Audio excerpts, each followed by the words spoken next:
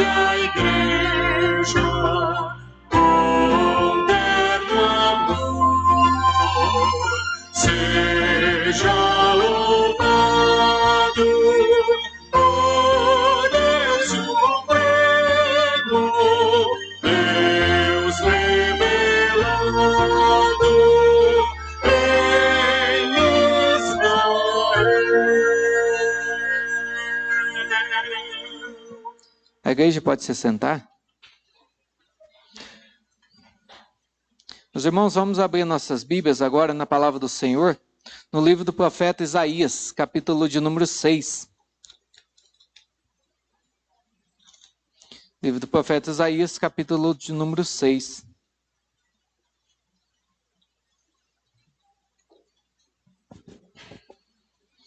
Nós faremos a leitura até o verso de número 7. A visão de Isaías e o seu chamamento. No ano da morte do rei Uzias, eu vi o Senhor assentado sobre um alto e sublime trono, e as abas das suas vestes enchiam o templo. Serafins estavam por cima dele, cada um tinha 6 asas, com 2 cobria o rosto, com 2 cobria os seus pés e com 2 voava. E clamavam uns para os outros, dizendo: Santo, Santo, Santo, é o Senhor dos exércitos. Toda a terra está cheia da sua glória.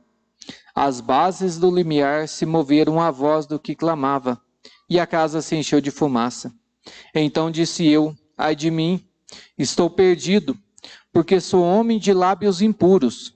Habito no meio de um povo de impuros lábios, e os meus olhos viram o Rei, o Senhor dos exércitos. Então um dos serafins voou para mim, trazendo na mão uma brasa viva, que tirara do altar com uma tenaz. Com a brasa tocou a minha boca e disse: eis que ela tocou os teus lábios. A tua iniquidade foi tirada e perdoado o teu pecado. Meus irmãos, nós vemos o chamado do profeta Isaías de uma maneira maravilhosa. Ele ficou impressionado, ele ficou admirado, ele ficou como que fora de si ao ver o Senhor o chamando diretamente. E ao ver a presença do Senhor, o que o profeta que mais chamou atenção para ele, mais incomodou, foi a sua condição, os seus pecados. Meus irmãos, quando nós chegamos diante da perfeição do Senhor, nós vemos o quanto somos falhos, o quanto somos pecadores. E o profeta, ele ao sentir isso, ele disse: ai de mim, estou perdido. Meus irmãos, quando nós olhamos para a santidade do Senhor, nós vemos que nós estamos perdidos. Nós reconhecemos quanto somos pecadores, mas o Senhor, Ele provê a nossa purificação. Assim como ele mandou que um serafim tirasse uma brasa do altar e tocasse os lábios do profeta, ele mandou que o seu filho morresse na cruz em nosso lugar. Irmãos, toda a purificação ela vem do Senhor, ela não vem de nós, mas ela vem da graça e da misericórdia do nosso Deus. O profeta ele reconheceu os seus pecados. Neste momento nós estaremos nos colocando, já estamos na presença do Senhor. Neste momento nós estaremos colocando diante dele os nossos pecados, confessando a ele os nossos pecados, reconhecendo os nossos pecados, confessando a ele, pedindo perdão ao Senhor. Depois de alguns instantes, convido nosso irmão presbítero Joel que nos conduza numa oração intercessória por toda a igreja.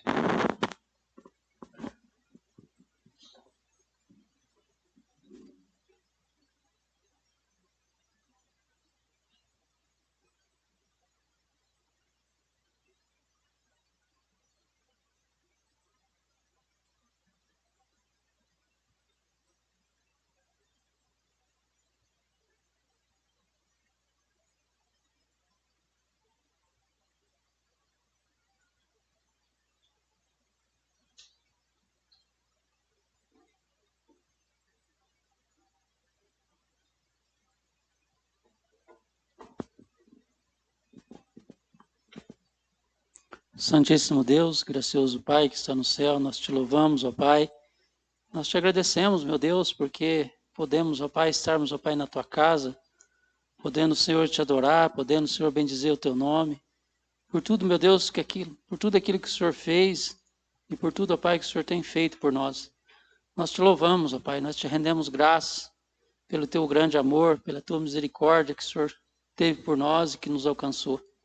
Nós te louvamos, ó Pai, pela tua igreja que aqui se reúne, ó Pai, pela vida de cada irmão, ó Pai.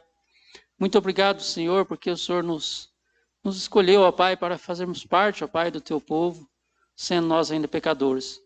Nesse momento, ó Pai, nós chegamos diante do Senhor, reconhecendo, Senhor, a tua santidade, assim como Isaías viu, assim como Isaías sentiu, que o Senhor é um Deus santo, santo, santo, e nós somos pecadores, ó Pai, e nós somos falhos. E sabemos, ó Pai, que os nossos pecados nos causam separação de nós ao Senhor, ó Pai. Mas, Senhor, ó Pai, também, ó Pai, nós sabemos, ó Pai, que a tua misericórdia nos alcançou em Cristo Jesus, ó Pai. E por isso, ó Pai, nós chegamos diante do Senhor confiado nessa graça, confiado, ó Pai, nessa tua promessa, ó Pai, por esse teu feito por nós, ó Pai, naquela cruz. E, ó Pai, nós clamamos, chegamos diante do Senhor para clamar, ó Pai, perdão, ó Pai, pelos nossos pecados. Por aquilo, ó Pai, que nós temos feito, cometido contra o Senhor, contra, Senhor, a tua santidade. Pedir, ó Pai, que o Senhor nos perdoe, que o Senhor nos limpa, assim como o Senhor tocou em Isaías, que o Senhor nos toque em cada um de nós, com teu perdão, e nos perdoe e nos limpa, ó Pai. Que, Senhor, cada teu povo aqui reunido, ó Pai, cada um de nós possa estar reconhecendo, ó Pai, cada um seus pecados, ó Pai. E assim, ó Pai, nós clamamos que o Senhor nos perdoe, que o Senhor nos limpe, que o Senhor nos ajude, Senhor. Assim, ó Pai, vivermos, ó Pai, uma vida que te agrade, ó Pai. Abençoe-nos, ó Pai, nesse momento, ó Pai, com a tua graça, com o teu perdão sobre os nossos pecados. É o que nós te pedimos, ó Pai. Não em nosso nome, ó Pai, mas confiado, ó Pai, na obra de Cristo Jesus naquela cruz por cada um de nós. É no nome dele que nós oramos. Amém, sim.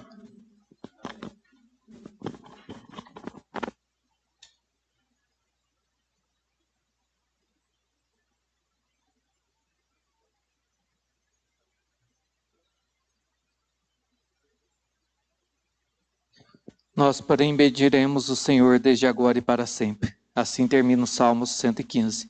E neste momento, convido a equipe de louvor que se coloque à frente e que nos dirija em 2 cânticos de louvor e adoração ao nome do nosso Deus. Primeiro, o Filipe e o Isaac farão uma apresentação e após, toda a equipe se dirige à frente.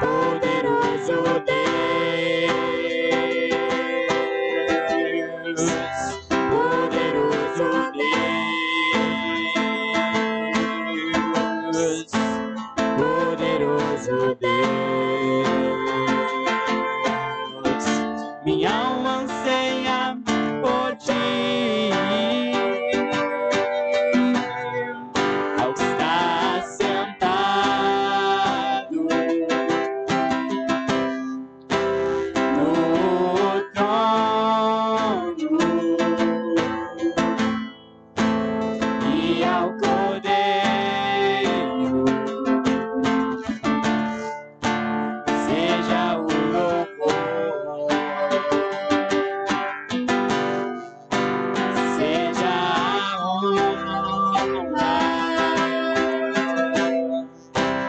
seja a glória,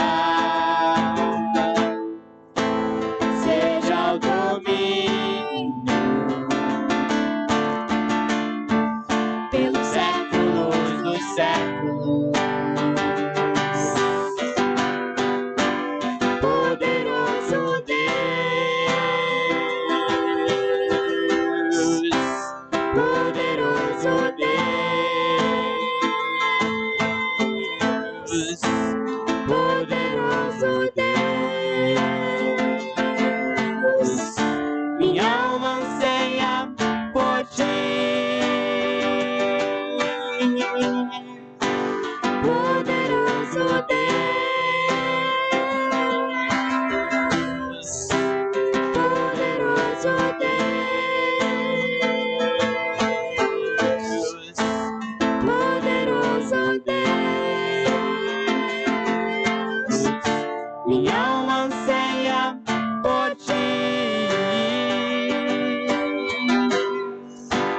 Poderoso Deus, poderoso Deus, poderoso Deus, minha alma anseia por ti.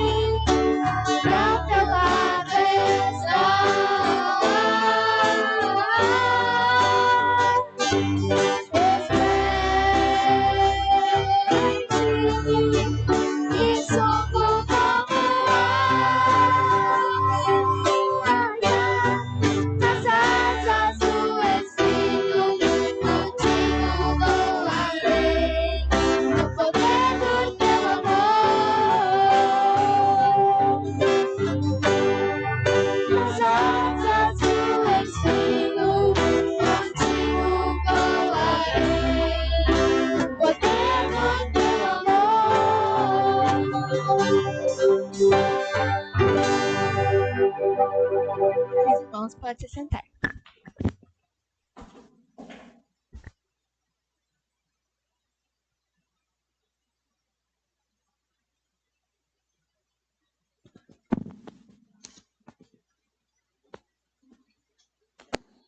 Depois de invocar ao Senhor, confessar os nossos pecados e louvá-lo, neste momento nós seremos edificados com a exposição da sua palavra. E eu passo a palavra ao seminarista Gustavo, que trará para nós a mensagem do Senhor nessa noite. Graças e paz, amada igreja. Continuaremos nossa exposição na epístola de Judas. Agora faremos a leitura dos versos 5 até o verso de número 16. Judas, do verso 5 até o verso 19, até o verso 19.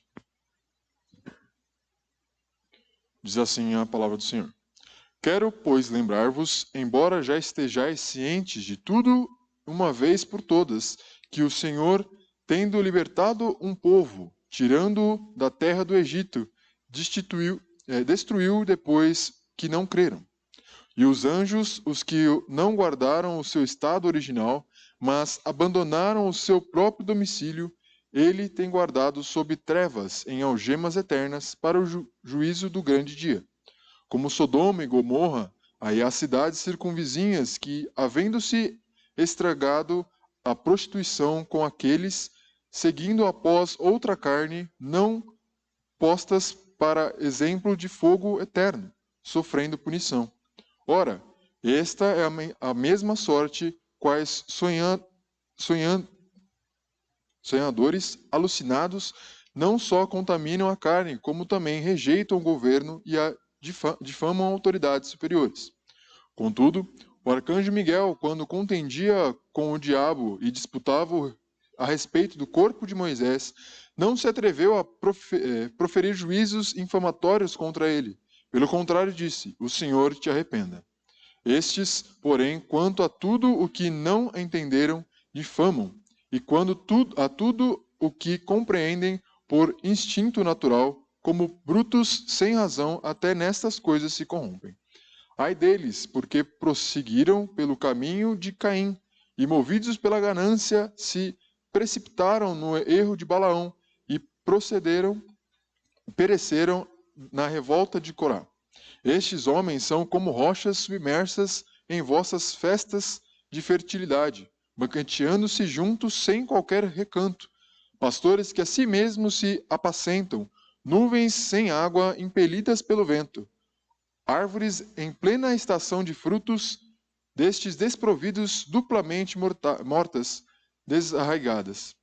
Ondas brávias do mar, que espumam as suas próprias sujidades, estrelas errantes para as quais têm sido guardados na região das trevas para sempre. Quando a este foi que também profetizou Enoque, o sétimo depois de Adão, dizendo: eis que veio o Senhor entre suas santas miríades para exercer juízo contra todos e para fazer convictos todos os ímpios acerca de todas as obras ímpias que impiamente praticam e acerca de todas as palavras insolentes que os ímpios pecadores profetizam contra ele.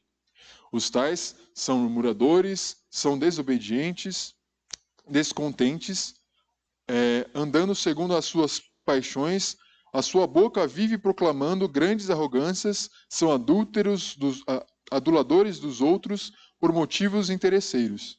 Vós, porém, amados, lembrai-vos das palavras anteriormente profetidas pelos apóstolos e nosso Senhor Jesus Cristo, os quais vos disseram: no último tempo haverá escarnecedores, andando segundo as suas ímpias paixões. São estes os que promovem divisões sensuais que não têm espírito. Oremos. Ó Pai, neste momento te pedimos que o Senhor nos oriente, ó Pai, na ministração da sua palavra, que o Senhor abra os nossos corações para entendamos as verdades bíblicas, ó Pai, e assim possamos, ó Pai, colocar em prática e, ó Pai, sempre te adorar em qualquer situação. Esteja conosco, Pai, em nome de Jesus. Amém.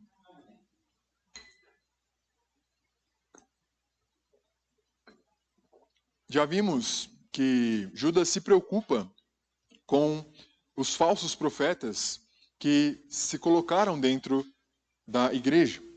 Vimos semana passada ele falando aos leitores da sua carta de se preocupar a batalhar diligentemente pela fé, a batalhar vendo pouco a pouco as pequenas divisões ou as pequenas interpretações erradas da palavra que entram pela boca desses falsos profetas. E agora ele dá exemplos e características desses falsos profetas. E esse é o título do nosso sermão: as características dos falsos profetas. Como podemos ver ali, o próprio Judas utiliza ali de livros históricos, como o próprio livro de Enoque, onde ele cita algumas partes, como o próprio Paulo fazia lá em Atos 17, quando estava conversando ali, né, ou declarando a congregação ali de Atenas, que tinham seus deuses, e ele mesmo utilizou a literatura grega para ir contra os deuses ali de Atenas. E também Judas utiliza esses argumentos, e vamos ver que ele utiliza alguns escritos de Enoque e alguns outros testemunhos de Moisés, que não necessariamente são livros inspirados, mas era comum ali da época de Judas. Então, hoje veremos em 3 pequenos aspectos. O primeiro é líderes rebeldes e as consequências. Líderes rebeldes que corrompem o povo. E por terceiro, líderes rebeldes que já foram profetizados. Indo para o nosso primeiro ponto, líderes rebeldes e as consequências, veja que Judas começa falando no versículo 5 a história do próprio povo hebreu, após a saída do Egito. Sabemos que essa história é cheia de altos e baixos, cheio de contendas com outros povos, mas veja que não é somente o povo, mas também alguns líderes que ali eles têm. Como podemos ver, quando Moisés sobe ao Monte Sinai e ali passa um tempo demorado, nós não sabemos ao certo quanto tempo, né, mas passa sim um tempo demorado, e alguns dirão que até foram meses ali que ele passou conversando com Deus, e vemos que o povo sai do caminho. Quando olhamos lá em Êxodo, capítulo 32, no seu versículo 1 até o versículo 10, temos a criação, vamos poder assim dizer, do bezerro de ouro. E ele diz assim: mas, vendo o povo que Moisés tardava em descer do monte, apressou-se de Arão e disse: levanta-te, faze-nos deuses que vão diante de nós, pois quando a este Moisés, homem que nos tirou do Egito, não sabemos o que lhes terá sucedido. Disse-lhes Arão: tirai as argolas de ouro das orelhas e das vossas mulheres, vossos filhos e vossas filhas, e trazei-as. Então todo o povo tirou das orelhas as argolas e trouxe a Arão. E este, recebendo-as das suas mãos, trabalhou o ouro com buril e fez dele um bezerro fundido. Então disseram: são ó Israel, os teus deuses, que te tiraram da terra do Egito. Arão, vendo isso, edificou um altar diante dele e, apregando-o, disse: amanhã será festa ao Senhor. No dia seguinte, madrugaram e ofereceram holocaustos e trouxeram ofertas pacíficas. E o povo assentou-se para comer e beber, e levantou-se para se divertir. Então disse o Senhor a Moisés: vai, desce, porque o teu povo, que fizera sair do Egito, se corrompeu e depressa se desviou do caminho que lhe havia eu ordenado. Fez para si um bezerro fundido, e adorou, e lhe sacrificou, e diz: são estes, ó Israel, os teus deuses que te tiraram da terra do Egito. Disse mais o Senhor a Moisés: tendo visto esse povo, e eis que é povo de dura serviço. Agora, pois, deixe-me para que se acenda contra eles o meu furor, e os consuma, e de ti farei uma grande nação. Vemos então o próprio povo de Deus se desviando do caminho que Deus colocou a eles. Eles viram as grandes manifestações da sua glória quando as 10 pragas passaram pelo Egito. Eles viram os deuses ali do Egito sendo jogados, né, como sem poder, eles sendo julgados até pelo próprio Deus ali com as pragas, sendo desafiados e Deus prevalecendo contra eles. Eles viram passar eles pelo Mar Vermelho, ali Deus abriu o Mar Vermelho para eles passarem, mas chega um momento onde eles param de acreditar que Moisés voltaria do monte, e então pelo líder errado, um líder falso, podemos assim colocar, né? Mas um líder que não se colocou de forma dura, nós vemos que eles fizeram um bezerro ali de ouro e ali cultuaram aquele falso Deus. Um Deus feito pelas suas próprias mãos. E é isso que Judas está falando. Ele sabe que o povo já sabe disso, mas ele quer relembrar ao povo e também relembrar a nós que mesmo parecendo que nós estamos bem, que nós estamos acreditando e tendo muita fé, uma fé forte, ainda podemos fraquejar como o próprio povo hebreu, que viu todas as coisas, mas não, por demorar um pouco a mais ali, Moisés a descer do monte, eles pecaram. Se nós olharmos no capítulo 14 de Números, também temos um exemplo disso. Nós podemos ver ali o próprio povo saindo como desconfiança, né, do poder de Deus que ele sempre teve quando eles vão procurar a terra prometida, ou melhor, vão olhar a terra prometida, e ali o povo diz que não irá ir para aquela nova terra, né, a terra de Canaã, porque 10 homens dos 12 enviados disseram que lá não teria chance do povo chegar, porque lá haviam gigantes, porque lá né, tem um povo muito forte. Então, mas eles, se olhassem para trás, viriam o poder de Deus sobre eles, o quão eles foram bem-sucedidos quando eles tiveram a mão de Deus ali no povo, e o povo indo contra outros e ganharam. Mas agora, neste momento onde eles, 10 homens ali, falam a esse povo que não daria certo, eles fraquejam. E aí nós vemos que Deus, ao mesmo tempo,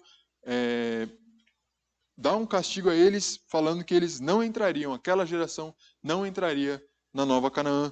E nós vemos que somente Josué e Caleb que conseguiram entrar, como podemos ver no versículo 20 até o 25 de Números 14, que nos diz assim: tornou-lhe o Senhor, segundo a tua palavra, eu lhe perdoarei. Porém, tão certo como eu vivo e como toda a terra se encherá da glória do Senhor, nenhum dos homens que, tendo visto a minha glória e os prodígios que fiz no Egito e no deserto, todavia me puseram à prova já 10 vezes e não obedeceram à minha voz. Nenhum deles verá a terra que com juramento prometi a seus pais. Sim, nenhum daqueles que me desprezaram haverá. Porém, meu servo Caleb, visto que nele houve outro espírito e preservou em me seguir, eu o farei farei entrar a terra que espiou, e a sua descendência a possuirá. Ora, os amalequitas e os cananeus habitaram no vale. Mudai amanhã o rumo e caminhai para o deserto, pelo caminho do Mar Vermelho. Eles novamente voltam ao Mar Vermelho, da onde eles saíram, né, da onde eles passaram, fugindo do Egito, e Deus manda eles de novo, porque era um povo de dura serviço, um povo que não, mesmo vendo os prodígios, como o próprio Deus falou aqui, mesmo vendo as provas, eles duvidaram da capacidade de Deus, a capacidade que ele teria para colocar o povo ali na nova terra. Mas Judas não para por aí, voltamos ao nosso texto. Versículo 6, ele diz: e há anjos que não guardaram seu estado original, mas abandonaram seu próprio domicílio, ele tem guardado sob trevas em algemas eternas para o juízo do grande dia. Nós podemos observar que Judas está falando de Satanás e seus demônios, onde eles oraram para a glória de Deus, e por quererem ser maior que Deus, Deus foi e deu um castigo a eles, da onde eles não terão mais agora arrependimento e sofrerão as agrulhas do inferno junto aos homens. Eles estão algemados, esperando o grande dia do juízo eterno. Estão aguardando, então, a resolução do próprio Deus. Como podemos ver, eles abandonaram esse estado natural de adoração a Deus, com a liderança de Lúcifer, e se corromperam e caíram em terra, como vemos lá em Ezequiel, capítulo 28. Ezequiel 28, de 12 a 19. Onde Ezequiel vai falar ali sobre Tiro,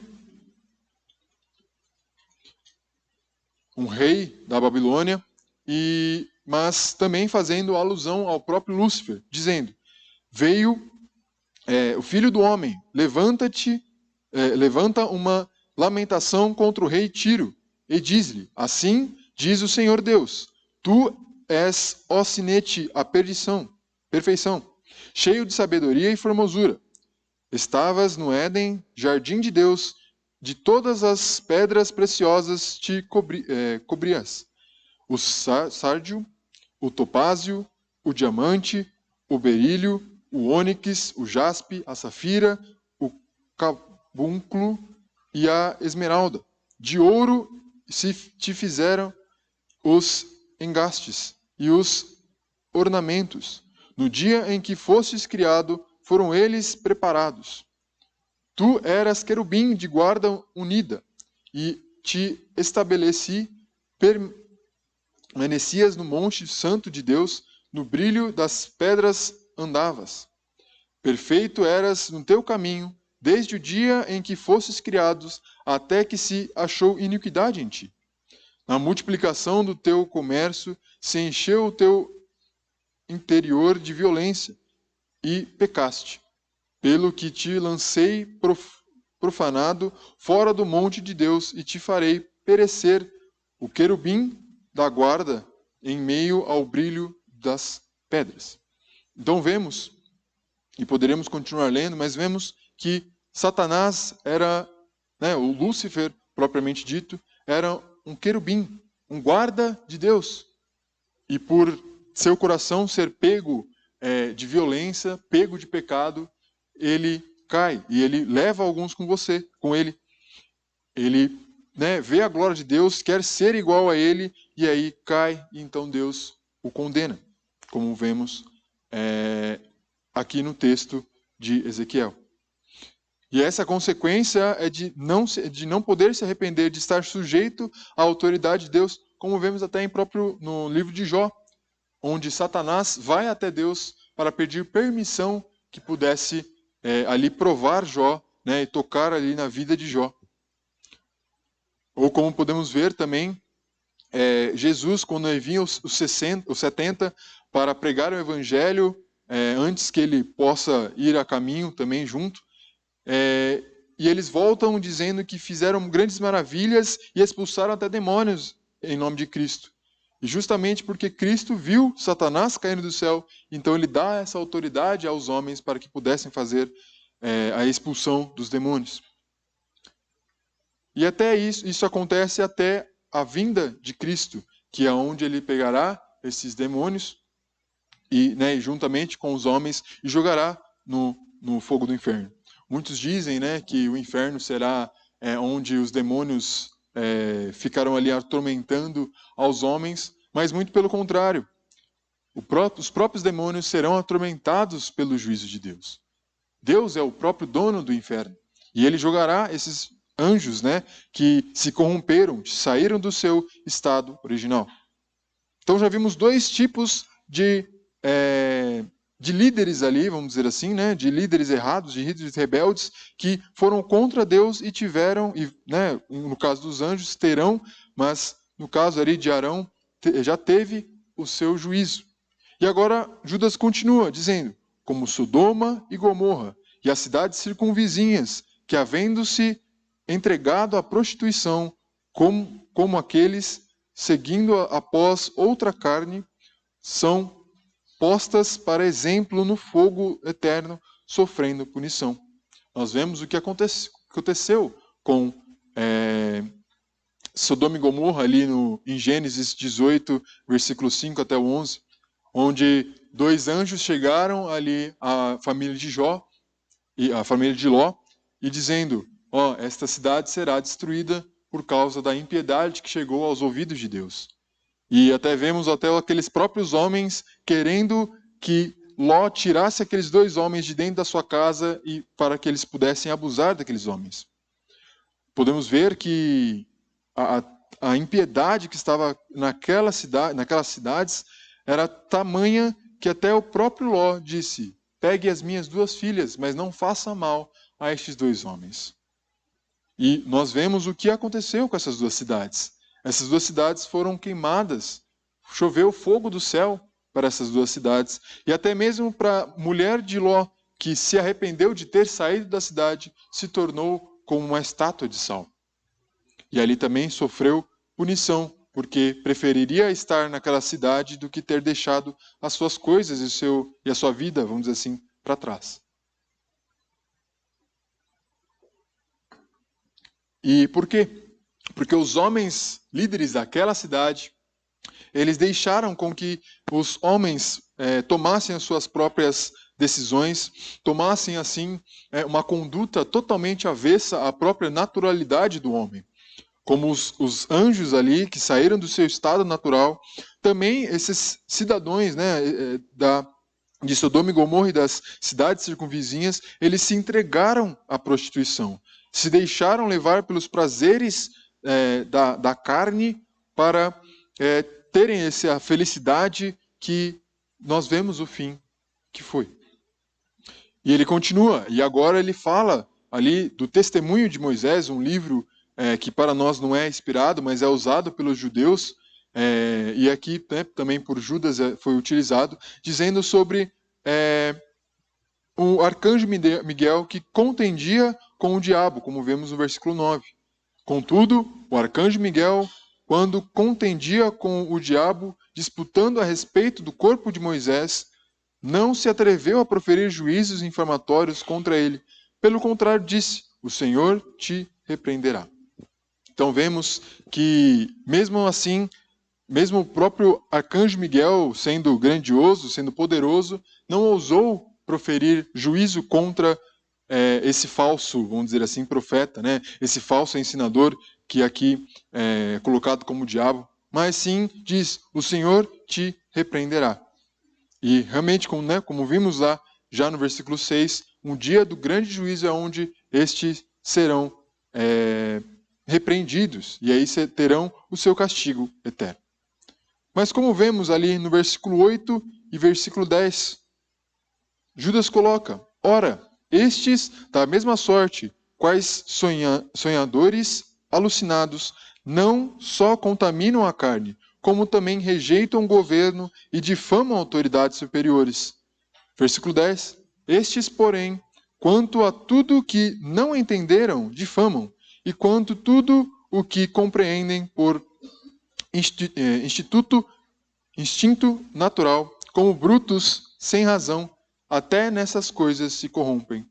Então ele coloca aqui, esses líderes rebeldes, eles vão contra autoridades, vão contra governos superiores, aí podemos até colocar o governo do próprio Deus, e eles também, não entendendo a palavra de Deus, a corrompem, e também, mesmo se fossem entender no seu instinto natural, né, coisas naturais ali que eles pudessem entender, mesmo assim também a corromperiam. Então temos que tomar muito cuidado com esses falsos profetas, esses falsos que dizem que são perfeitos, que fazem inúmeros shows, podemos colocar dessa maneira, diante do povo de Deus, porque eles terão o seu juízo no grande dia, mas eles corrompem a própria igreja. Eles levam a igreja para lugares errados. Podemos olhar pelo mundo afora, o neopentecostalismo, muitas das vezes, mas outras igrejas que nem seguem alguma linha, mas que elas deturpam a palavra de Deus, dizendo: você deve entregar tudo que você tem. Você deve entregar a sua vida, você deve entregar os seus bens, porque Deus vai te abençoar e você será bem-sucedido. Se você estiver bem com a igreja, então Deus estará bem com você.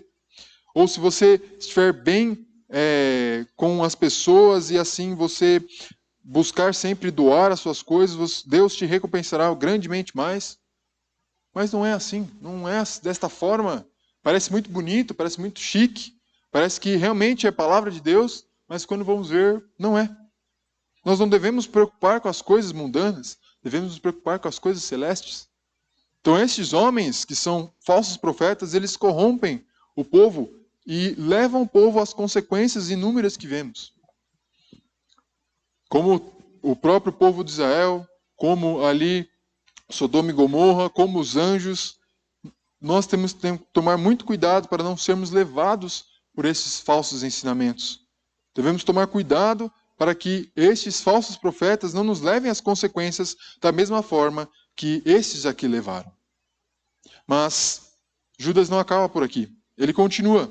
E aí entramos no nosso segundo ponto, que líderes rebeldes que corrompem o povo. Como nós acabamos de ver no verso 10. Eles corrompem aquilo que entendem, ou difamam aquilo que entendem, e aquilo que eles não entendem, eles corrompem mais ainda. E aí Judas diz: ai deles, porque prosseguiram pelo caminho de Caim, e movidos pela ganância, e se precipitaram no erro de Balaão, e pereceram na revolta de Corá. Novos 3 exemplos de líderes, vamos colocar assim, que foram para o caminho errado. Quando olhamos para Caim, vemos Deus ao amaldiçoando por ter matado seu irmão, e então ele sai errante pela terra, faz uma casa, né, uma cidade para ele, mas nós vemos que a sua descendência teve só prejuízo, vamos colocar assim, e até mesmo o seu próprio descendente diz que se de Caim foi um pouco, né, se não pudessem matar Caim, porque teriam seu juízo, ou seu por 7, teriam seu castigo vezes 7, né, a sua vingança seria 7 vezes mais, a minha será 7 vezes 7, ou 70 vezes 7, como podemos ver lá no capítulo 4 de Gênesis, verso 23. E disse Lameque, aí as suas esposas, Ada e Zila, ouvi-me, vós mulheres de Lameque, escutai o que eu passo a dizer.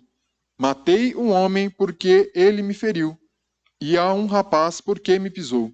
7 vezes se tornará a vingança de Caim, e de Lameque, porém, 70 vezes 7. Nós vemos aonde chega a maldade humana, justamente por causa do pecado inicial de Adão, e após também o pecado de Caim, e ali matando seu irmão. E o próprio Caim, quando vemos, ele vai contra o juízo de Deus, porque diz, é tamanho o meu castigo que eu não posso suportar. Após isso, o próprio Judas diz ali que eles também vão como Balaão. Quando olhamos lá em Números 22, no capítulo 22, até o capítulo 25, vemos o que Balaão fez ao povo, levando eles a cultuar um deus pagão chamado Baal Peor, e vemos que ele, por achar que é melhor do que próprio Deus, achar que o povo será mais bem sucedido se falar com eles, porque os povos ao redor deles estavam sendo bem sucedidos, ele fala ao seu povo que adorasse a ele. E no capítulo 31, versículo 16, vemos que o povo teve o seu juízo. Capítulo 31, versículo 16, nos diz assim: Eis que estas, por conselho de Balaão, fizeram prevaricar os filhos de Israel contra o Senhor no caso de Peor, pelo que houve a pagar entre a congregação do Senhor. Então, novamente, um líder que levou aos seus fiéis a corromper a sua própria deixar de Deus e ir com esse Deus, o Peor, Deus pagão, e ter ali o erro do próprio povo de Israel. E mais um, que é Corá, que Judas fala. E nós podemos ver ali em Números capítulo 16, a revolta de Corá contra o próprio Moisés. Ele junta ali com Datã e Abirão, e ali eles contendem com todo o povo a ir atrás, ou se contender com ali Moisés, para que Deus tirasse, o próprio povo tirasse Moisés do poder, e ali eles pudessem tomar as suas próprias decisões. E vemos que Deus mandou o sofrimento, mandou uma praga que pegasse essas pessoas que tiveram ali esse pensamento de ir junto com Corá. Quando nós olhamos ali no versículo 47 do capítulo 16, diz: Tomou Arão com Moisés e lhe falara, correu ao meio da congregação, e eis que já a praga havia começado entre o povo. Deitou incenso nele e fez expiação pelo povo. Então vemos que Deus colocou um juízo, né, neste povo que foi contra Moisés, e aí sim, quando Moisés deitou o incenso nele, o povo foi tirado desse lamento. Mas mais um exemplo de alguém que foi contra o juízo de Deus e ele saiu.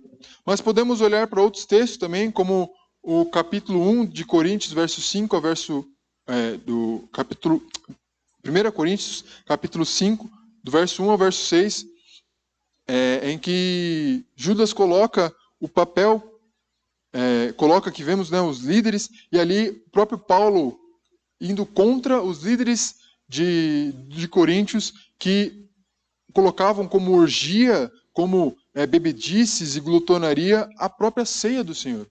Corromperam a ceia do Senhor para satisfazer o próprio ego, satisfazer as próprias vontades. Mas Judas não termina por aí.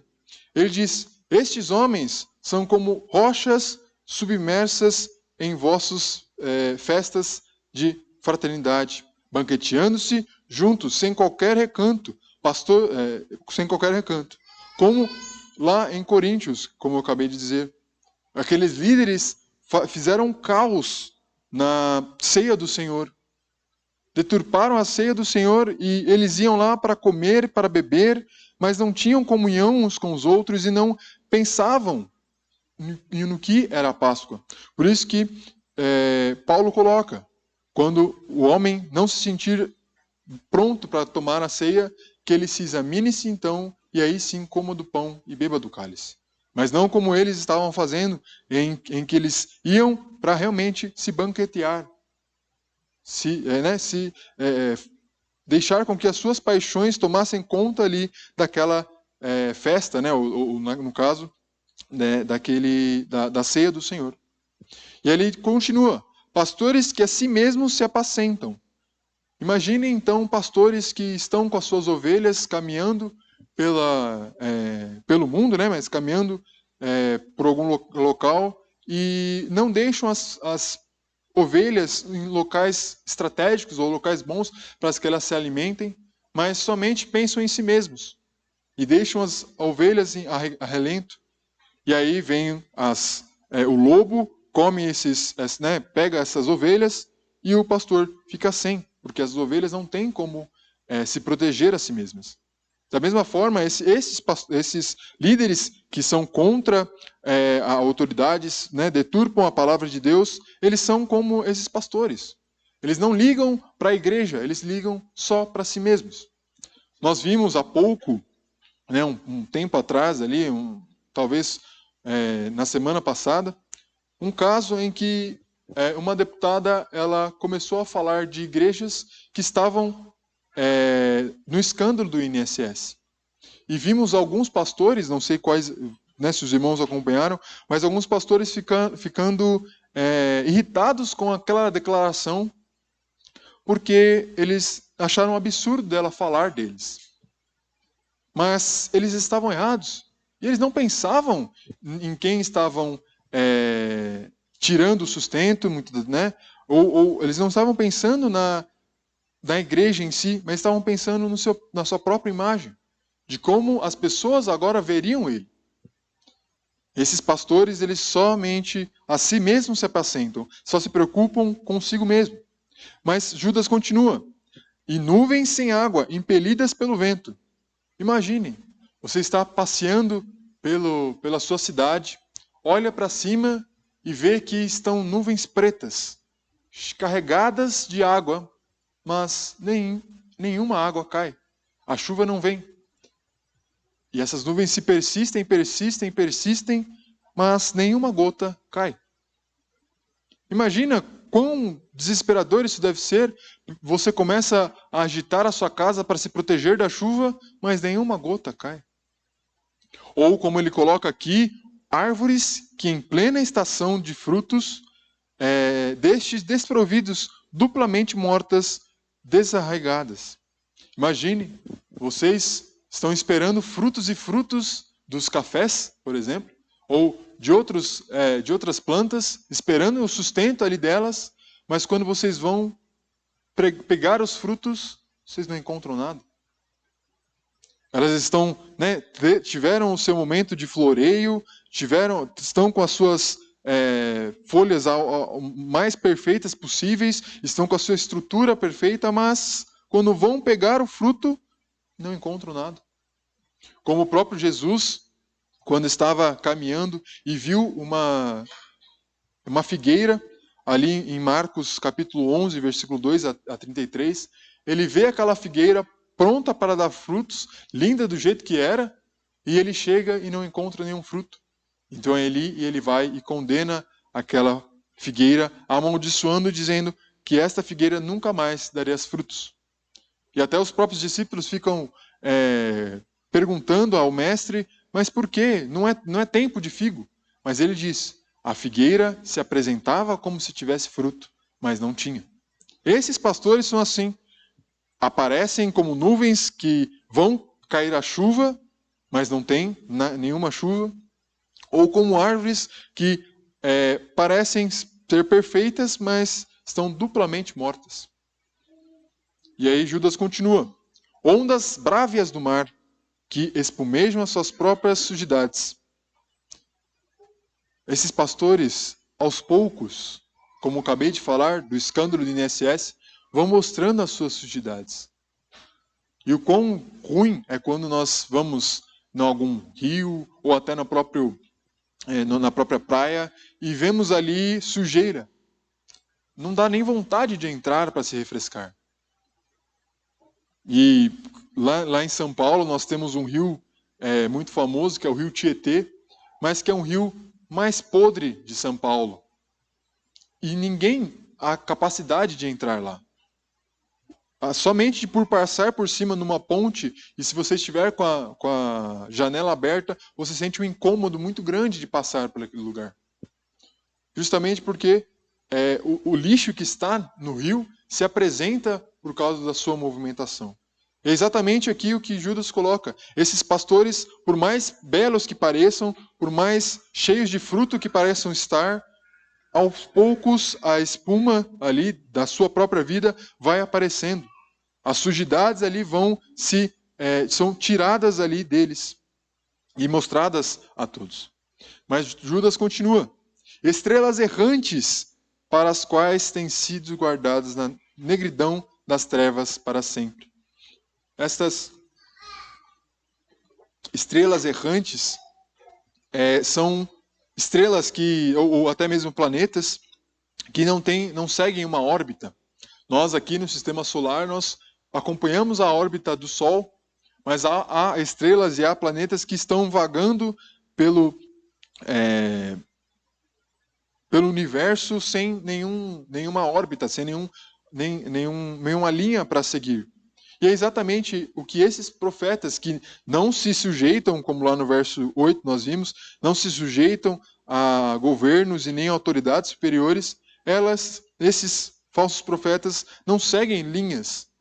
Eles pegam a Bíblia e colocam na sua própria linha. Eles deturpam a verdade bíblica para o seu bem próprio. E não, como nós já vimos, não se preocupam com o bem-estar das pessoas, não se preocupam com o que elas estão entendendo, se o que ele está falando está gerando frutos para ele mesmo, ele está feliz. E nós vemos, como Judas coloca no final, estão sendo guardados nas regiões das trevas para sempre. Porém, Judas não acaba essa parte por aqui, mas ele nos dá uma esperança. E aí nós entramos no nosso terceiro e último ponto. Líderes rebeldes só querem o seu próprio bem. Como vemos, os líderes aqui, que já vimos como eles são, agora Judas coloca no verso 14, quanto a estes, foi também que profetizou Enoque, o sétimo depois de Adão, dizendo, eis que veio o Senhor entre as suas santas mirídias, para exercer juízo contra todos e para fazer convictos todos os ímpios acerca de todas as obras ímpias que impiamente praticam, acerca de toda a palavra insolentes que ímpios pecadores proferem contra ele. Os tais são murmuradores, são desconstentes, andando segundo as suas paixões, a sua boca vive propalando grandes arrogâncias, são aduladores dos outros por motivos interesseiros. E quando olhamos também no próprio verso 17 ao verso 19, mais uma lembrança disso que Judas coloca. Vós, porém, amados, lembrai-vos das palavras anteriormente profetizadas pelos apóstolos e nosso Senhor Jesus Cristo, os quais diziam, no último tempo haverá escarnecedores, andando segundo as suas ímpias paixões, são estes os que promovem divisões sensuais que não têm o Espírito. Duas palavras, uma de Enoque, também em um livro que nós entendemos que não é inspirado, mas é um livro histórico que os judeus ali tinham muito usavam muito esse texto, mas também o próprio Jesus e os apóstolos dizendo contra esses ímpios, né, esses líderes rebeldes aqui, eles contendiam contra a própria igreja. Eles são murmuradores, descontentes, agem segundo as suas paixões, vivem falando arrogâncias, eles são próprios aduladores de si mesmos e por motivos interesseiros causando divisões sensuais, porque eles não têm espírito. Judas coloca aqui que esses pastores, né, pastores errados, esses pastores, eles buscam o seu próprio prazer. Eles são malfeitores da própria obra de Deus. Quando ele diz que o Enoque ele já profetizou, e também os próprios apóstolos de Jesus profetizaram, é uma lembrança para nós que esses falsos profetas estão em nossas igrejas. Eles estão pelo mundo afora, eles estão prontos para deturpar as verdades bíblicas. E é o nosso dever estar atentos para achar esses falsos profetas. Como vemos no versículo 15, na parte final, do meio para o final, ele diz: acerca de todas as obras ímpias que impiamente praticam. Esses falsos profetas, eles têm prazer na impiedade. Eles querem praticar essas impiedades porque isso traz prazer, traz bênçãos, vamos dizer, colocar assim, para eles. Traz sustento para eles, porque uma vez que eles conseguem deturpar o povo, eles conseguem mover o povo para onde eles querem.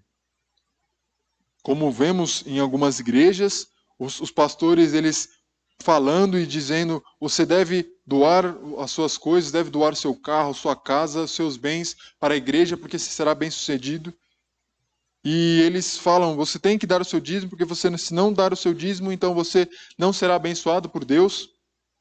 Por quê? Porque eles querem que o seu bem, né, eles querem que as suas necessidades sejam sanadas pela igreja. Eles não estão preocupados em buscar um alimento melhor para as suas ovelhas, eles não estão preocupados em cuidar dos ferimentos que as ovelhas têm, eles só querem o seu prazer, eles só querem o seu ganha-pão, podemos assim colocar. E isto vai destruindo cada vez mais a fé cristã. O quão difícil não é para nós que, vamos colocar, somos corretos, ou pelo menos tentamos ser corretos, de falar do evangelho para outras pessoas. Que muitas das vezes essas pessoas olham para você e dizem: ah, mas você é cristão? Ah, você é como aqueles bajuladores lá, ou aqueles pastores que ficam pedindo dízimo, ficam pedindo isso, pedindo aquilo. Eles tiram até dos próprios crentes, que realmente são crentes, verdadeiros adoradores de Deus, eles tiram a confiança do povo, né, do mundo para com eles. Muitas histórias que eu já ouvi de pessoas falando que antigamente, se você chegasse num comércio e dissesse: ah, eu posso pagar depois, e você ainda falasse que era cristão, a pessoa conhecesse você por ser cristão, ela deixava você pagar depois. Mas hoje, acredito que se você chegar em algum comércio e pedir para pagar depois e falar que é cristão, aí que a pessoa vai te cobrar mais ainda para você pagar. Porque ele sabe que alguns por aí fazem, né, alguns pastores, até propriamente crentes, fazem o contrário disso. Deixam de pagar, são caloteiros e até mesmo enganam outras pessoas. É isso o que Judas está colocando aqui. Estes são, eles querem fazer essas obras ímpias, eles precisam dessas obras ímpias para serem bem-sucedidos. E é isso que ele está condenando na sua carta. Quando ele diz lá no verso 3, que vocês, exortando-vos a batalhardes diligentemente pela fé, é justamente por causa desses indivíduos. Como ele diz no verso 4, pois certos indivíduos se introduziram com dissimulação, aos quais deste muito foram antecipadamente pronunciados. E é o que ele colocou aqui no verso 14, verso 17. Enoque já falou sobre esses falsos profetas, o próprio Jesus Cristo e os apóstolos falaram, então cabe a nós estarmos atentos novamente, estarmos prontos para ir contra estes falsos profetas. Concluindo, irmãos, veremos na semana que vem, com um pouco mais de clareza, o que podemos fazer para não cair nesses discursos, como veremos do verso 20 até o verso final, o verso 25. Mas aqui cabe algumas rápidas aplicações para nós, para tomarmos cuidados com esses ensinamentos errados.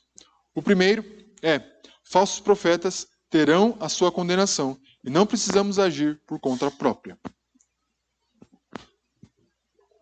Como vimos em Mateus 18, e voltamos os nossos olhos para lá, Mateus 18, versículo 15 ao 20, Jesus Cristo está falando sobre a justiça divina, ou de como aplicar essa justiça divina. E ele diz assim, se o teu irmão pecar contra ti, vai, arguí-lo entre ti e ele só. Se ele te ouvir, ganhaste o teu irmão. Se, porém, não te ouvir, toma ainda contigo uma ou duas pessoas, para que, pelo depoimento de 2 ou 3 testemunhas, toda a palavra se estabeleça.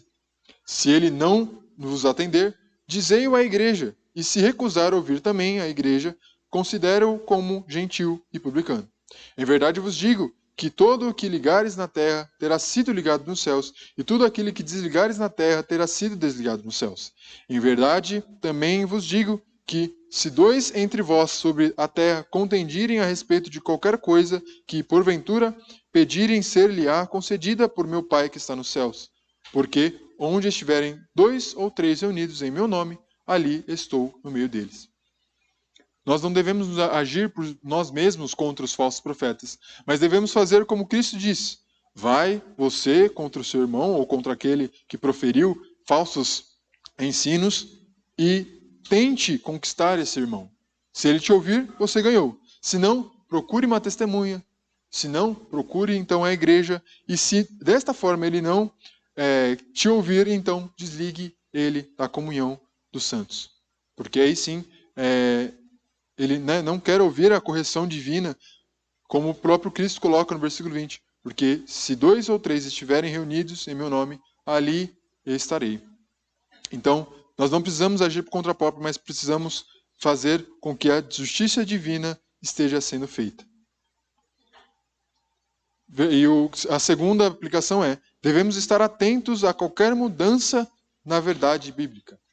A Bíblia não pode ser mudada, alterada ou reinterpretada, ou qualquer outro tipo de semelhante a esta. Nada passará até que tudo se cumpra, como o próprio Cristo disse que isso aconteceria lá em Mateus capítulo 5, verso 18. Qualquer coisa que mude o texto bíblico ou a seu bel prazer, ou deve ser repreendido por nós. Qualquer um que quer fazer isso, quer reinterpretar a Bíblia ou falar que a Bíblia está falando uma coisa quando não está, nós devemos repreendê-lo.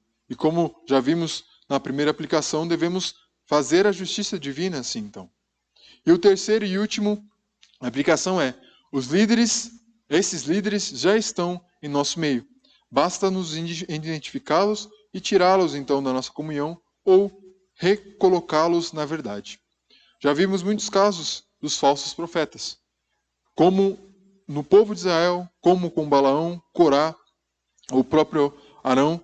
Vimos na história, podemos olhar para a história da igreja de Coríntio, ou podemos até mesmo ver a reforma do século XVI, história da nossa própria igreja, onde pessoas lá na igreja presbiteriana do Brasil erraram, e então surgiu a independente, e aí erraram de novo e surgiu a conservadora. É o nosso papel irmos contra qualquer ideia errada e não ficarmos somente ouvindo essas ideias erradas. Precisamos, então, estar firmes na verdade e combater qualquer mentira. A Ele a glória eternamente. Amém. Passa a palavra novamente ao Gessé.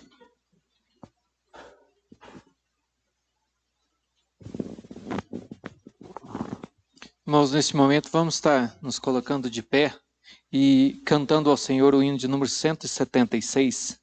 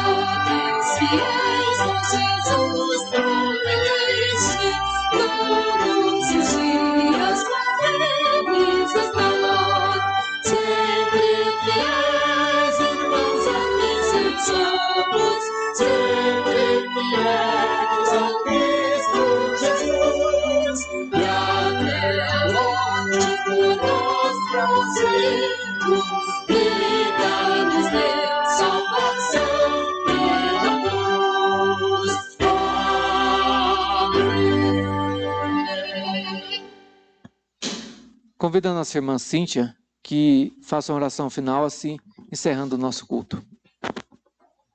Senhor nosso Deus, muito obrigado, ó Pai, por mais esse momento de culto, ó Pai. Que o Senhor possa estar, Senhor, recebendo o nosso culto, ó Pai. Que o Senhor possa estar abençoando, Senhor, a cada um de nós que estamos aqui hoje, Senhor.